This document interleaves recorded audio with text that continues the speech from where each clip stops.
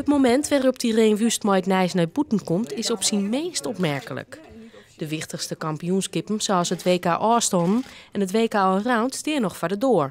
Dan word je gewoon wel geen opscore. Ik wou graag open en eerlijk zijn naar mijn coach toe, naar de ploeg toe. Juist omdat ik een hele goede band met ze heb en heel erg goed met ze kan. En ik had het idee dat ik een uitdaging miste in de vorm van mannen. Dus dat wou ik graag in een vroeg stadium, om eerlijk te zijn, wou ik dat mededelen.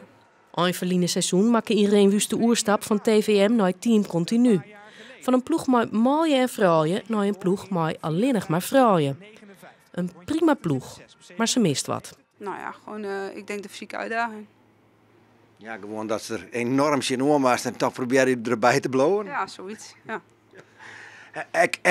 De oren manier van omgaan met elkaar, of had dat geen rol spelen? Nee, in de ploeg is de sfeer hartstikke goed. En het zijn echt hele leuke bij elkaar. Het is een heel goed en gezellig team. En er zit ook heel veel kwaliteit in de ploeg. Alleen is het zo dat ik toch soms net dat stukje mis.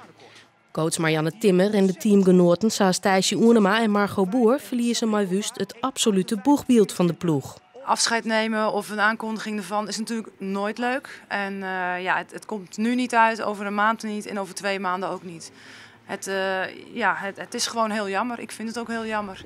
Om nog een paar hier om de top te blijven, vindt Wust dat ze deze stap maakt. Maar hoe het nou verder gaat, is nog niet bekend. Eerst maar eens even weer de rust wederkeren en focussen op de WK's.